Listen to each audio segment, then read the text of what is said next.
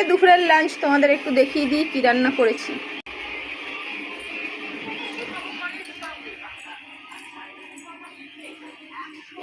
তো এই দেখো কি করেছি। আজকে কিন্তু তোমরা বলবে, যেটা বলছিলাম, আজকে কিন্তু তোমরা বলবে যে আমি কি রান্না করেছি, বলতে পারবে? চলো, তো এই হচ্ছে আমার তরকারি, ঠিক আছে। আর এদিকে হচ্ছে ডিম ভাজা একটাই রয়েছে, আর একটা তোমাদের দাদাভাইকে দিয়ে দিয়েছি। আর এদিকে ভাত আর আলু সিদ্ধ। এই ছিল আজকের মেনু, ব্যাস মেনু শেষ। তো চলো টাটা বাই বাই। আর আজকে দেখো জেরক্স কপি, দুই ভাই বোনকে দেখো জেরক্স কপি।